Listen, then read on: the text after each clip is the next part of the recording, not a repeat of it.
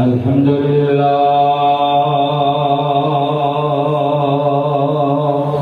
سبحان اللہ الحمد للہ رب العالمین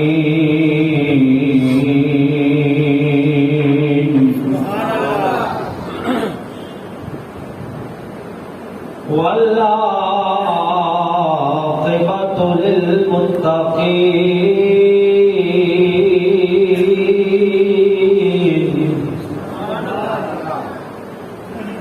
والصلاة والسلام على سيد الأنبياء والمرسلين وأصحابه الهادين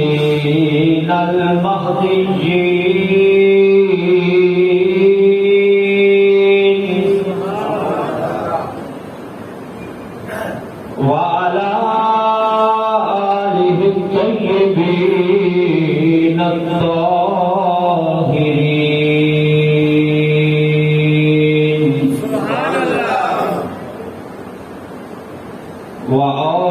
وأولياء ملته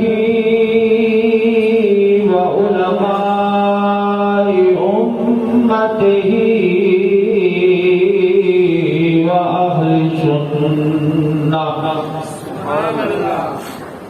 وأهل سنته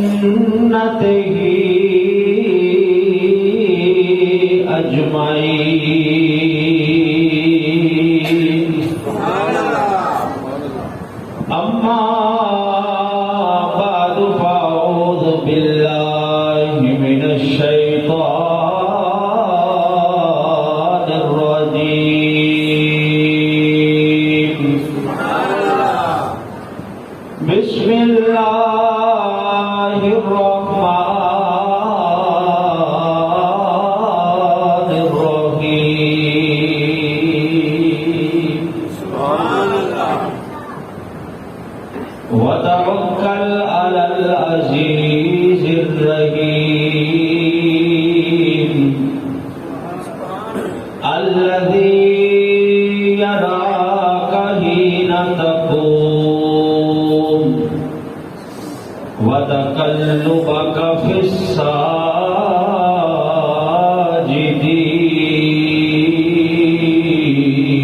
الساجدين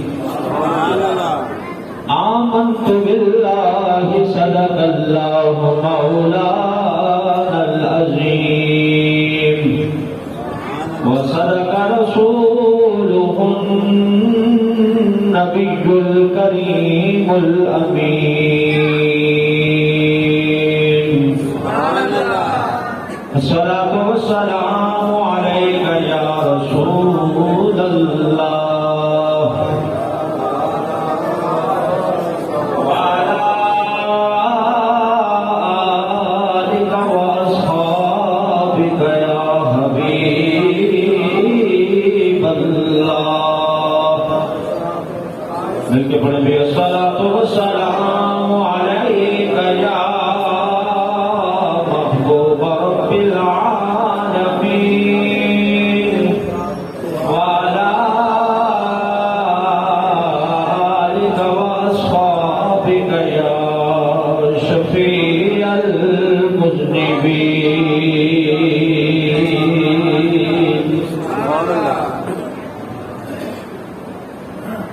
فضل رب العال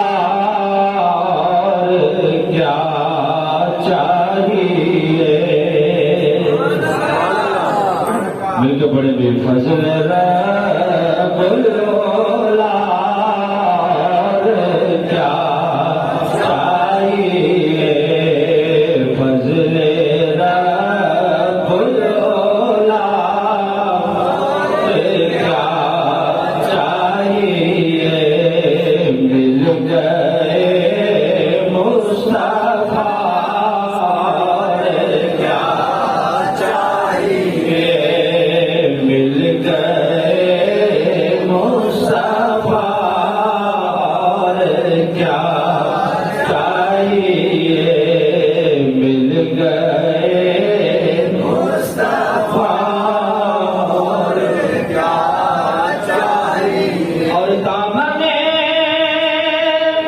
مصطفیٰ جن کے ہاتھوں میں ہے دامن مصطفیٰ جن کے ہاتھوں میں ہے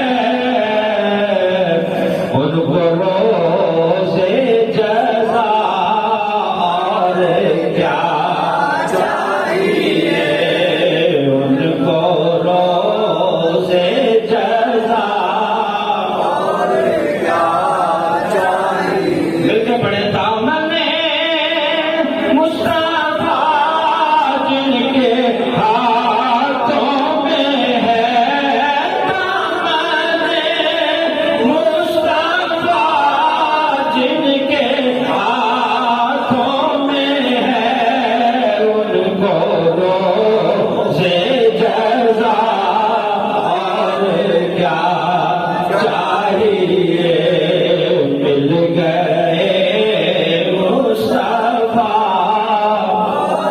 کیا چاہیے مل گئے اور نعمتیں جس آیہ مبارکہ کو میں نے یہاں تلاوت کیا ہے اللہ رب العزت ارشاد فرماتا ہے وَتَوَكَّلْ عَلَى الْعَزِيزِ الرَّحِيمِ سورہ شعراء کی آیت ہے الَّذِي يَرَاكَ حِينَ تَقُومُ وَتَقَلُّبَكَ فِي السَّاجِدِينَ کہ محبوب اس رب پر بھروسہ رکھیں کس رب پر الَّذِي يَرَاكَ حِينَ تَقُومُ جو تجھے قیام کی حالت میں دیکھتا رہتا ہے ساری کائنات رب کی طرف دیکھتی ہے رب دیکھتا ہے تو چہرہ والضحیٰ کی طرف رب جب بھی دیکھتا ہے اپنے محبوب کے چہرہ والضحیٰ کی طرف الذی یراک حین تقوم اس رب پہ بھروسہ رکھیں جو تمہیں قیام کی حالت میں دیکھتا ہے وتقلبک فی الساجدین اور جو تجھے اس وقت بھی دیکھ رہا تھا جب تیرا نور سجدہ کرنے والوں کی پشتوں میں منتقل ہو رہا تھا جب تیرا نور سجدہ کرنے والوں کی پشتوں میں اور پیشانیوں میں منتقل ہو رہا تھا وَتَقَلُّبَكَ فِي السَّاجِدِينَ جب محبوب تیرا نور سجدہ کرنے والے یہاں اللہ نے محبوب کے جتنے آبا ہیں ان کو ساجدین کہا ہے سجدہ کرنے والے گویا سرکار دو عالم صلی اللہ علیہ وسلم کا نور جن رحموں سے جن پشتوں سے رحموں کی طرف منتقل ہوتا رہا وہ پشتیں بھی پاک تھی وہ رحم بھی پاک تھے وہ پشتیں جو تھی ان کی پیشانیاں بھی اللہ کی بارگاہ میں سجدہ ریز ہوتی تھی اور وہ مائیں جن کے رحموں میں میرے آقا کا نور منتقل ہوتا رہا وہ مائیں بھی عام نہیں تھی بلکہ اللہ نے انہیں بھی ایمان کی دولت عطا فرمائی تھی ان کی پیشانی بھی جھکتی تھی تو اللہ کے آگے جھکتی تھی یہ فیصلہ میں آپ کو چھوڑتا ہوں جب نبی پاک صلی اللہ علیہ وسلم کا نور کسی کی پیشانی میں چمک رہا ہوگا تو کیا وہ غیر اللہ کے آگے جھک رہی ہوگی جھک رہی ہوگی نبی پاک صلی اللہ علیہ وسلم کا نور جس ماں کے شکم اطہر کے اندر ہوگا کیا وہ مشرک ہو سکتی ہے مشرک ہو سکتی ہے لعنت ہے ان کی سوچ پر جو رسالت مآب صلی اللہ علیہ وسلم کے والدین کو مشرک کہتے ہیں ہم اس بات کے قائل ہیں کہ اللہ نے محبوب کے والدین کو ایمان کی دولت عطا فرمائی ہے ایمان کی دولت سے نوازا ہے خدا کی قسم ہے اگر میں ایک جملہ صرف کہوں یہاں ایک جملہ نبی پاک کے والدین کی عظمت میں اور وہ جملہ یہ کہ نبی پاک کے والدین کا یہ مقام ہے کہ وہ دونوں نبی پاک کے والدین ہیں بات ختم ہو گئی اس سے آگے میں تقریر ختم کر دوں تو حق ادا ہو گیا اس سے بڑا کوئی مقام کسی کے والدین کو مل سکتا ہے کہ جس کا بچہ امام الانبیاء بن جائے آپ کے والدین کی عظمت کے لیے صرف یہ جملہ کافی ہے کہ آپ کے والدین نبی پاک کے والدین ہیں. سبحان اللہ. آپ کے والدین وہ ہیں کہ جو امام الانبیاء کے والدین ہیں. آپ کے والدین وہ ہیں جو ختم المرسلین کے والدین ہیں. آپ کے والدین وہ ہیں جو خاتم النبیین کے والدین ہیں. آپ کے والدین وہ ہیں کہ جن کے بیٹے کو اللہ نے امام الانبیاء بھی بنایا ہے اور قائد المرسلین بھی بنایا ہے. سبحان اللہ. جو بچہ قرآن پاک حفظ کر لیتا ہے، جب اس کی دستار فضیلت ہوتی ہے تو مقررین جو آئے ہوئے ہوتے ہیں وہ کیا کہتے ہیں کہ اس بچے کو اللہ قیامت کے دن عظمتوں والی دستار پہنائے گا. ایسا تاج پہنائے گا کہ جو تاج چمک رہا ہوگا. حشر کے مجمع میں لوگ دیکھ دے کہ آش آش کر اٹھیں گے کہ یہ کون ہے، کون ہے جس کو اللہ نے اتنی عزت عطا فرمائی. صرف اسی کو نہیں پہنایا جائے گا، اس کے والدین کو بھی اللہ عطا فرمائے گا. فرمائے گا کہ نہیں؟ اس کے والدین کو بھی اللہ عظمتوں والی دستار پہنائے گا، تاج پہنائے گا. جو قرآن حفظ کرے اس کے والدین کو تو قیامت کے دن تاج مل جائیں. اور جس کے صدقے سے اللہ نے دیا ہے کہ اللہ اس کے والدین کو عظمتیں نہیں عطا فرمائے گا. قرآن جن کے وسیلے سے ملا ہے اور ہم تو قائل ہیں کہ قرآن ملا ان کے صدقے، ایمان ملا ان کے صدقے، خود رحمان ملا ان کے صدقے. وہ کیا ہے جو ہم نے پایا نہیں؟ قربان میں ان کی بخشش پہ مقصد بھی زبان پہ آیا نہیں، بن مانگے دیا اور اتنا دیا دامن میں میرے سمایا نہیں.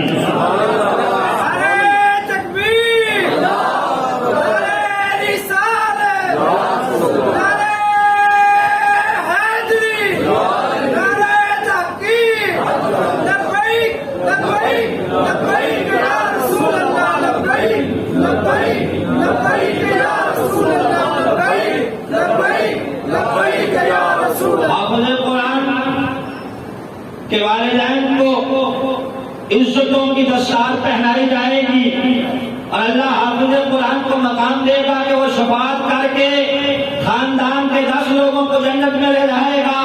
خدا کی قسم ہے جب اسے دستار ملے گی، اس کے والدین کو ملے گی، تو عقیدہ اور ایمان یہی رکھنا چاہیے کہ جن کے طوفان سے اللہ نے قرآن دیا ہے اللہ ان کے والدین کو بھی عظمتیں عطا فرمائے گا.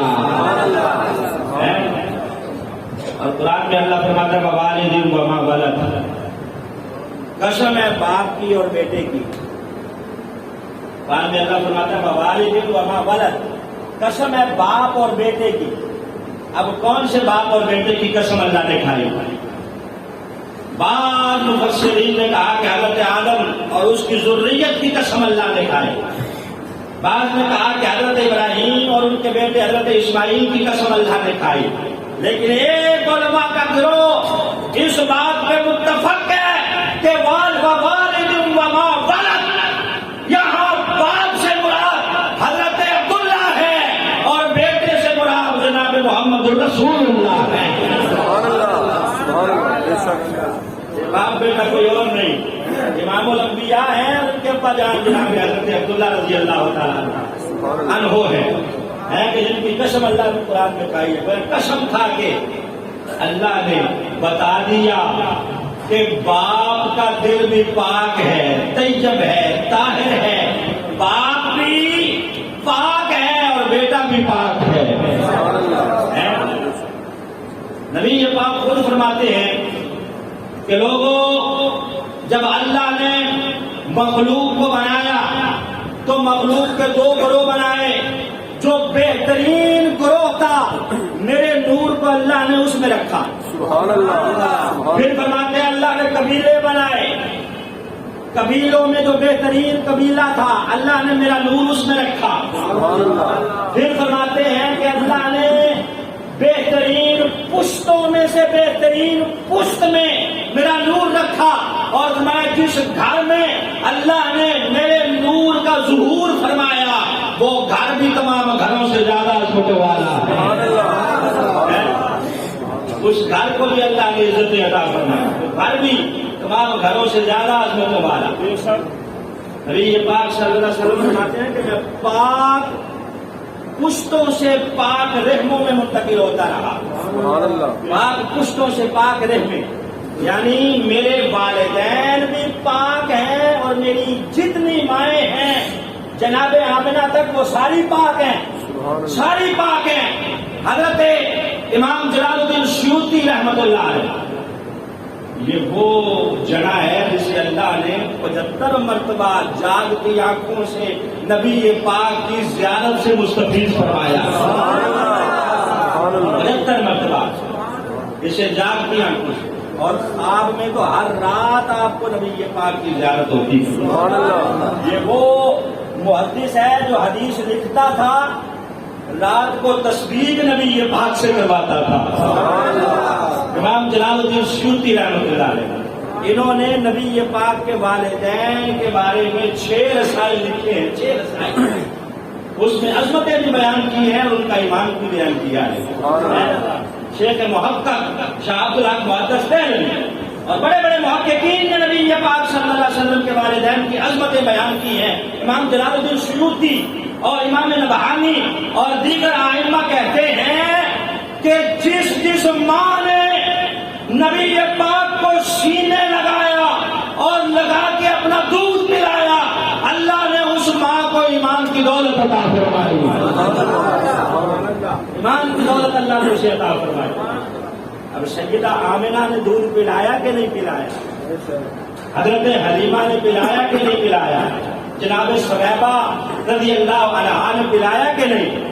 میں جس نے بھی پلایا ہے اللہ نے اسے معروف نہیں رکھا بلکہ اللہ نے اسے نور ایمان کی دولت عطا فرمائی ہے. نور ایمان اسے میسر آ گیا ہے. ایمان کی دولت اس کو مل گئی ہے. اسی طرح ائمہ محدثین فقہاء بیان کرتے ہیں کہ سرکار جہاں قدم رنجا فرماتے جہاں نبی پاک قدم رکھتے وہ جگہ سرکار کے قدم رکھنے کی وجہ سے نور نالا نور ہو جاتی. وہاں برکتیں ہو جاتی. مکے میں ایک پہاڑ ہے جس میں غار ہرا ہے جہاں سرکار دو عالم صلی اللہ علیہ وسلم تشریف لے جایا کرتے. اس پورے کے پورے پہاڑ کو کیا کہتے ہیں؟ جبل نور. سبحان اللہ. جبل نور. کیوں جبل نور کہتے ہیں؟ کہ سرکار وہاں جاتے قدم رنجا فرماتے اس لیے وہ پورا کا پورا پہاڑ ہی جبل نور بن گیا. نور والا پہاڑ ہے. نبی پاک جہاں جائیں وہ جگہ عزتوں والی بن جائے عظمتوں والی بن جائے. سرکار جب دنیا میں آئے تو فرمایا جعلت لیا الارض مسجدا وطہورا. اللہ نے میرے آنے کی وجہ سے ساری زمین کو پاک کر دیا ہے. مسجدا وطہورا مسجد بنا دیا ہے پاکیزہ بنا دیا ہے.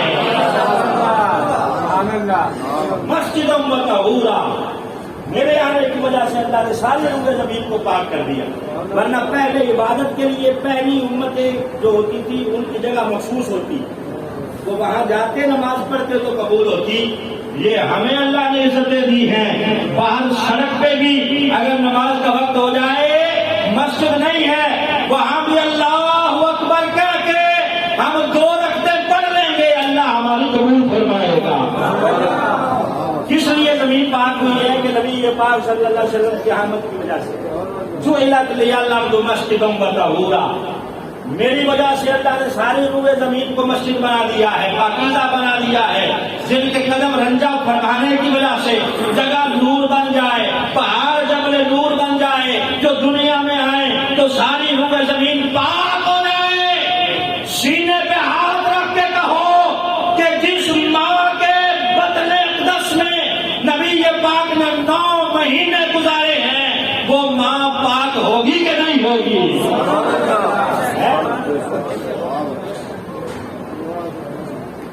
جس ماں کے جسم اقدس میں سرکار دو عالم صلی اللہ علیہ وسلم نے 9 ماہ گزارے ہیں اس ماہ کا مقام کیا ہوگا؟ سبحان اللہ. دودھ ہے نا دودھ اسے ہم کہتے ہیں کہ یہ نور ہے. یہ ایک جھٹکی کی مثال ہے لیکن وہ دودھ ہم کسی پلید شاپر میں نہیں ڈالتے. 10 روپے کا دودھ لینا ہے تو پلید شاپر میں نہیں ہم ڈالتے, پاکیزہ شاپر میں, کیونکہ نور ہے اور پاکیزہ چیز ہے تو ہم اس کو اچھی چیز اچھے شاپر میں ڈالتے ہیں. تو رسالت محمد صلی اللہ علیہ وسلم نور ہے, تو اللہ نے کیسے پلید بطن اقدس میں رکھا ہوگا. خدا کی قسم ہے, حضرت آدم سے لے کر جناب عبداللہ تک نبی پاک کے والدین سارے کے سارے پاک ہیں. خود نبی پاک نے فرمایا ہے کہ میرا یہ نور پاک پشتوں سے پاک رحموں کی طرف منتقل ہوتا رہا ہے. ہم نماز جو پڑھتے ہیں تو آخر میں بیٹھ کے دعا مانگتے ہیں, رب اجعلنی مقیم الصلاۃ ومن ذریتی ربنا وتقبل دعا ربنا اغفر لی ولوالدی وللمؤمنین یوم یقوم الحساب. یہ دعا کس کی ہے؟ حضرت ابراہیم علیہ السلام کی دعا ہے. انہوں نے دعا مانگی, رب اجعلنی مقیم الصلاۃ, یا اللہ مجھے نماز قائم کرنے والا بنا دے, میری ذریت کو بھی بنا دے. ربنا وتقبل دعا, مولا میری دعا قبول کر لے. ربنا اغفر لی ولوالدی, یا اللہ میری بھی بخشش فرما, میری والدین کی بھی بخشش فرما. وللمؤمنین یوم یقوم الحساب, یا اللہ یوم حساب کے دن سارے مومنوں کی بھی بخشش فرما. یہ کون دعا مانگے؟ حضرت ابراہیم. حضرت ابراہیم کے والد کا نام ہے تارک. بعد میں کہا کہ آزر ہے, آزر نہیں, کیونکہ آزر مشرک تھا, بت پرست تھا, بت گر تھا, اس لیے ہم کہتے ہیں کہ آزر نبی پاک کے والد کا نام نہیں بلکہ تارک ہے. تارک نبی پاک صلی اللہ علیہ وسلم کے جو والد گرامی ہیں یہ موحد ہیں, اور دعا کسی مشرک کے لیے نہیں مانگی جاتی بلکہ موحد کے لیے مانگی جاتی ہے. حضرت ابراہیم نے دعا مانگی ہے نا کہ یا اللہ میرے والدین کی بخشش فرما. اگر والدین مشرک ہوتے, کافر کے لیے تو دعا مانگنے کا حکم ہی نہیں ہے, تو اس کے لیے دعا نہیں مانگی جائے گی. پہلے وہ ایمان لائے, دولت ایمان سے مستفید ہو, پھر اس کے لیے دعا مانگی جائے گی. تو حضرت ابراہیم دعا مانگ رہے ہیں کہ یا اللہ میری بخشش فرما, میرے والدین کی بخشش فرما, یوم حساب سارے مومنوں کی بخشش فرما. تو یہاں علماء کہتے ہیں کہ حضرت ابراہیم کا دعا مانگنا اس بات کی طرف اشارہ ہے کہ حضرت ابراہیم کے جتنے آبا تھے وہ سارے کے سارے موحد تھے. اور نبی پاک صلی اللہ علیہ وسلم حضرت ابراہیم کی اولاد میں سے ہیں. تو رسالت محمد صلی اللہ علیہ وسلم کے جو سارے آبا موحد رہے ہیں اور اللہ نے انہیں ایمان کی دولت عطا فرمائی ہے.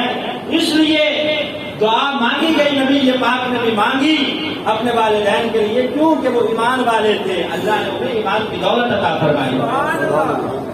نبی پاک صلی اللہ علیہ وسلم فرماتے تھے کہ انا ابن الذبیحین, میں 2 ذبیحوں کا بیٹا ہوں. 2 ذبیحے, ایک ذبیح اللہ کون؟ حضرت اسماعیل علیہ السلام. انہیں ذبیح اللہ کہا جاتا ہے کہ ان کو ذبح کرنے کا حکم ہوا, پھر میڈا آ گیا آپ جانتے ہیں, لیکن لقب آپ کا کیا پڑ گیا؟ ذبیح اللہ. دوسرا ذبیح کون ہے جو نبی پاک نے فرمایا کہ انا ابن الذبیحین, میں 2 ذبیحوں کا بیٹا ہوں. نبی پاک صلی اللہ علیہ وسلم کے جو والد گرامی ہیں جناب عبداللہ, ان کا لقب بھی ذبیح اللہ تھا. ان کو ذبیح اللہ کیوں کہا جاتا ہے؟ جناب عبد المطلب جو نبی پاک صلی اللہ علیہ وسلم کے دادا ہیں نا, انہوں نے جب آب زمزم کا کنواں کھودا, کنواں کھود رہے ہیں, ساتھ ہی ساتھ منت مانگ لی کہ اگر پانی نکل آیا تو میں اپنا ایک بیٹا اللہ کی راہ میں قربان کروں گا.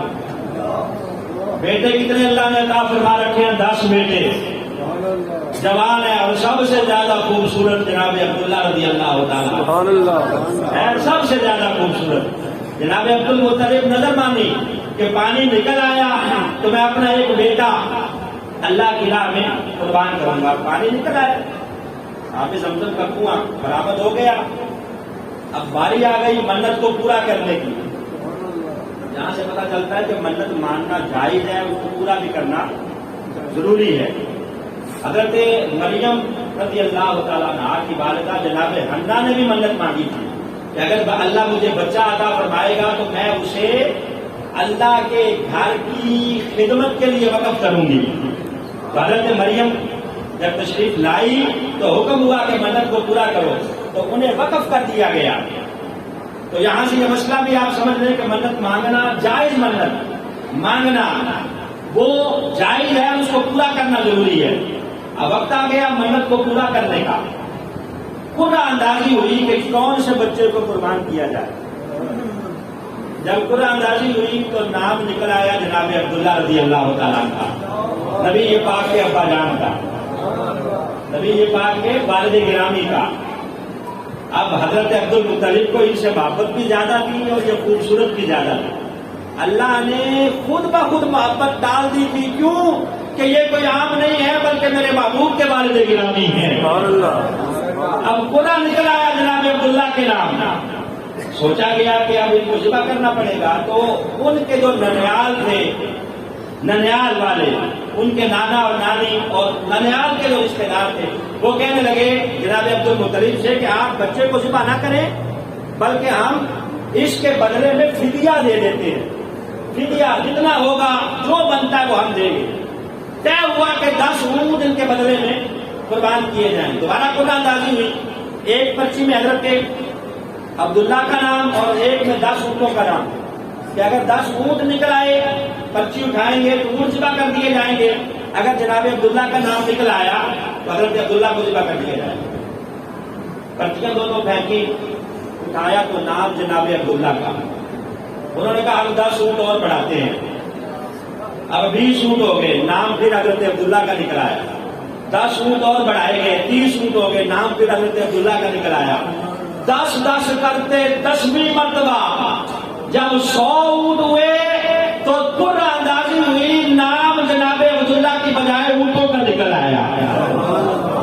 حضرت عبداللہ کے بدلے میں 100 اونٹ ذبح کیے گئے، اسی لیے جناب عبداللہ کو بھی ذبیح اللہ کہا جاتا ہے کہ وہاں فدیے میں میلہ آیا تھا، حضرت اسماعیل کا لقب ذبیح اللہ پڑا، جہاں نبی پاک کے جو والد گرامی ہیں ان کے فدیے میں 100 اونٹ ذبح کیے گئے، انہیں بھی ذبیح اللہ کہا جاتا ہے۔ نبی پاک فخر سے کہتے تھے کہ انا ابن الذبیح ہے، میرا ایک مقام یہ بھی ہے کہ میں 2 ذبیحوں کا بیٹا ہوں، ایک حضرت اسماعیل ہے اور دوسرے میرے والد گرامی جناب عبداللہ رضی اللہ تعالیٰ عنہ ہیں۔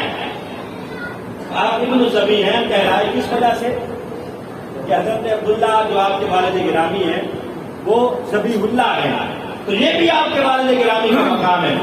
اب آئیں ایک اور مقام آپ کی والدہ کے حوالے سے عرض کروں، نبی پاک صلی اللہ علیہ وسلم کے صحابہ کو حکم یہ تھا کہ صحابہ جب میرا محبوب تمہیں بلائے تم خواہ نماز کیوں نہ پڑھ رہے ہو فوراً نماز چھوڑو اور محبوب کی خدمت میں آ جاؤ۔ یا ایھا الذین آمنوا استجیبوا للہ وللرسول اذا دعاکم، جب بھی بلائے اللہ اس کا رسول، نماز پڑھتے ہوئے نماز چھوڑو، پہلے محبوب کی خدمت میں آؤ، آگے بات سنو، جو میرا محبوب کہے وہ کام کر کے دوبارہ نماز جہاں سے چھوڑی ہے وہیں سے شروع کر لو۔ سارے علماء اور محدثین اس بات کو متفق ہیں کہ نبی پاک صلی اللہ علیہ وسلم نے بلایا کسی صحابی کو، وہ صحابی آیا، سرکار نے کام کہا کہ فلانا کام کر کے آؤ، اب کام کرنے کے لیے گیا، سینہ قبلے سے پھرا کہ نہیں پھرا، نماز کی کیفیت ختم ہوئی کہ نہیں ہوئی؟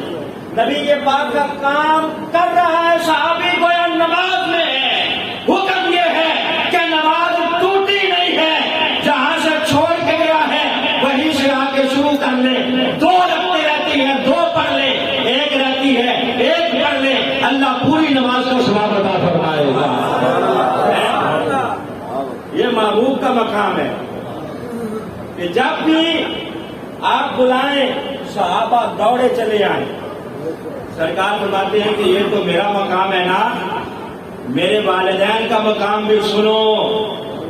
ایک دن نبی پاک صلی اللہ علیہ وسلم نے نماز عشاء پڑھائی، سرکار کی آنکھوں میں آنسو ہیں، آج اماں جان کی یاد آ گئی ہے، وہ والدہ جو بچپن میں مقام ابوا پہ فوت ہو گئی تھی، جب آپ مکے سے مدینے آ رہے تھے وہاں جو والدہ فوت ہو گئی تھی ان کا تذکرہ چھڑا، یاد آ گئی، آپ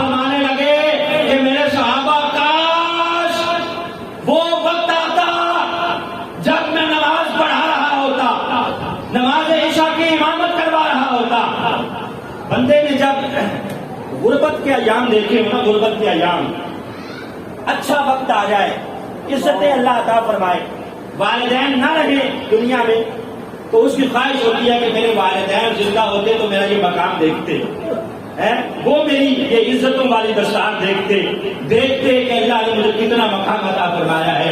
آج میرے آقا کی بھی وہی کیفیت ہے، نماز عشاء پڑھا کے کہتے ہیں کاش آج میری اماں جان زندہ ہوتی، میں نماز عشاء پڑھا رہا ہوتا، صحابہ کو امامت کروا رہا ہوتا، وہاں میری اماں جان میرے حجرے کی کھڑکی کھول کے کہتی بیٹا محمد، مجھے آواز دیتی سب کو صلی اللہ علیہ وسلم، کہا میں نماز پڑھا رہا ہوتا، میرے حجرے کی کھڑکی کھلتی، میری اماں مجھے آواز دیتی، میں نماز وہیں چھوڑ کے دوڑ کے صحابہ کو نماز میں چھوڑ کے اماں کی خدمت میں حاضر ہو جاتا۔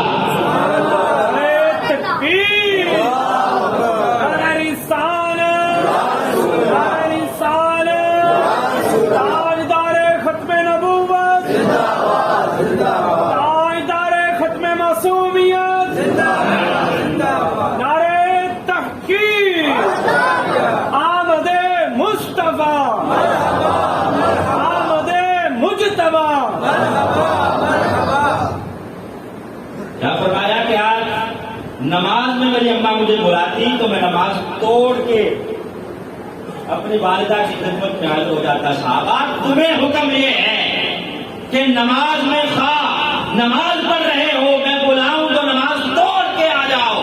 میری ماں کا مقام یہ ہے، وہ مجھے بلاتی تو میں نماز توڑ کے ان کی خدمت میں حاضر ہو جاتا۔ تو وہ والدہ بتاؤ اب موحد تھی کہ نہیں، جن کے بارے میں سرکار یہ فرما رہے ہیں کہ وہ بلاتی تو میں چلا جاتا۔ اگر ایمان نہ بھی مانا جائے تو آپ کے والدین زمانہ فطرت میں وصال کر گئے۔ فطرت کا زمانہ وہ کہ حضرت عیسیٰ کے بعد نبی پاک صلی اللہ علیہ وسلم تک کوئی نبی نہیں آیا، یہ زمانہ وہ ہے حضرت عیسیٰ کے وصال کے بعد کہ جو فطرت کا زمانہ کہلاتا ہے۔ اللہ قرآن میں کہتا ہے کہ فطرت کے زمانے میں جو فوت ہوا ہے قیامت کے دن اس کو عذاب نہیں دیا جائے گا، وہ ناجی ہے، وہ جنتی ہے، اس سے حساب نہیں دیا جائے گا، کیونکہ اس وقت کوئی نبی موجود ہی نہیں تھا، وہ زمانہ فطرت تھا۔ فطرت کے زمانے میں آپ کے والد گرامی تو آپ کی پیدائش سے قبل فوت ہو گئے، اور اماں جان آپ کی 6 ماہ کی عمر میں ان کا وصال ہوا، 6 سال کی عمر میں ان کا وصال ہوا۔ تو کیا فرمایا کہ وہ فطرت کا زمانہ تھا، اور ہم اہل سنت اس بات کے عقیدے پہ قائم ہیں کہ اللہ نے آپ کے والدین کو نبی پاک صلی اللہ علیہ وسلم کی ذات پہ کلمہ پڑھنے کی توفیق عطا فرمائی۔ کس طرح کہ سرکار نے ایک دن عرض کی کہ یا اللہ میں اپنے والدین کی قبروں پہ حاضری دینا چاہتا ہوں۔ اللہ نے فرمایا محبوب جاؤ، جنت البقیع میں آپ پہلے بھی قبرستان میں جاتے تھے، لیکن آج خصوصیت کے ساتھ والدین کی قبروں پہ جانے کے لیے اجازت مانگ رہے ہیں، تاکہ کوئی یہ نہ کہے کہ والدین تو اس لیے چلے گئے۔ بتانا یہ چاہتے ہیں کہ میرے والدین کے بارے میں جو میرا عقیدہ ہے، میرے رب کا بھی وہی نظریہ ہے۔ کہا جاؤ محبوب جاؤ، لیکن وہاں جا کے ان کے لیے مغفرت کی دعا نہ کرنا۔ اب یہ کیوں کہا؟ علماء کرام فرماتے ہیں اس لیے کہا کہ سرکار ان کے لیے دعائیں مغفرت کرتے تو کوئی بندہ یہ سوچ بیٹھتا کہ شاید نبی پاک کے والدین گناہگار تھے، اس لیے ان کے لیے سرکار نے مغفرت کی دعا مانگی، کیونکہ مغفرت کی دعا گناہگاروں کے لیے مانگی جاتی ہے۔ محبوب ان کے لیے بخشش کی مغفرت کی دعا نہ مانگنا، کیوں کہ وہ گناہگار نہیں ہے، پاکیزہ طیب و طاہر ہیں، وہ ایسے دنیا سے گئے ہیں کہ ہم نے انہیں جنت کے بالا خانے عطا کر رکھے ہیں۔ حضرت فرماتے ہیں کہ سرکار نے پھر وہاں جا کے دعا مانگی کہ یا اللہ انہیں زندہ فرما، میں انہیں اپنی ملت میں شامل کرنا چاہتا ہوں۔ اللہ نے دوبارہ نبی پاک کی دعا پر والدین کو زندہ فرمایا، سرکار نے انہیں کلمہ پڑھایا، اپنی ملت میں داخل فرمایا، اپنی ملت میں داخل فرما کر، اپنی امت میں داخل فرما کر نبی پاک صلی اللہ علیہ وسلم نے یہ بتا دیا کہ لوگوں میرے والدین کے بارے میں کوئی گندا عقیدہ گندا نظریہ نہ رکھنا، اللہ نے میرے والدین کو عزت اور مقام عطا کیا ہے۔ اور سرکار کے والدین کا ذکر کرنے سے نبی پاک خوش ہوتے ہیں، اور سرکار نے دعا دی ہے کہ جو میرے والدین کا تذکرہ کرتا ہے اللہ رب العزت اس کے چہرے کو تر و تازہ رکھے گا، تر و تازہ رکھے گا۔ جب تک زندہ ہے تب تک اس کا چہرہ بگڑے گا نہیں، جب فوت ہو جائے گا قبر میں بھی اللہ محفوظ فرمائے گا۔ حضرت سواد صحابی رسول ہے، یمن سے آئے، انہیں ایک جن نے ان کی رہنمائی کی تھی کہ عرب کی زمین پہ نبی آخر الزمان تشریف لا چکے ہیں، جائیے ان کا کلمہ پڑھ کے دائرہ اسلام میں داخل ہو جائے۔ اب یہ جب آئے ہیں نا، رسالت پاک صلی اللہ علیہ وسلم کو پہلے ہی پتا چل گیا تھا کہ سواد آ رہا ہے۔ نبی پاک پہلے کھڑے ہو کے انتظار کر رہے ہیں، جب حضرت سواد آئے ہیں سرکار نے ویلکم کیا ہے، خوش آمدید کہا ہے، مرحبا کہا ہے۔ حضرت سواد نبی پاک صلی اللہ علیہ وسلم کی خدمت میں حاضر ہوئے، حاضر ہو کے نبی پاک صلی اللہ علیہ وسلم کا کلمہ پڑھ کے حضرت سواد نے نعت پڑھی، نبی پاک کی صدارت میں نعت پڑھی۔ وہ نعت کیا تھی کہ حضور میں گواہی دیتا ہوں کہ آپ اللہ کے رسول ہیں اور اللہ وحدہ لا شریک ہے، اس کے سوا کوئی عبادت کے لائق نہیں ہے، یہ۔ اور دوسرا یہ کہا کہ حضور اللہ نے آپ کو علم غیب عطا کر رکھا ہے۔ انہوں نے کہا کہ میں تو وہاں سے چلا تھا لیکن آپ کو پہلے پتا چل گیا کہ میں آ رہا ہوں۔ تیسرا یہ کہا کہ حضور اللہ نے آپ کے وسیلے کو تمام وسیلوں سے زیادہ معتبر بنایا ہے، کہ آپ کے وسیلے سے جو دعا مانگی جاتی ہے اللہ قبول فرماتا ہے۔ اور آگے کیا فرمایا؟ کہا حضور اللہ نے آپ کے والدین کو بھی بڑا مقام عطا کیا ہے، آپ کے والدین کو بڑی عظمتیں عطا کی ہیں۔ نبی پاک کے سامنے جب جناب سواد رضی اللہ تعالی عنہ نے یہ سرکار دو عالم صلی اللہ علیہ وسلم کے والدین کی تعریف کی تو نبی پاک خوش ہوئے، سرکار دو عالم صلی اللہ علیہ وسلم مسکرا دیے۔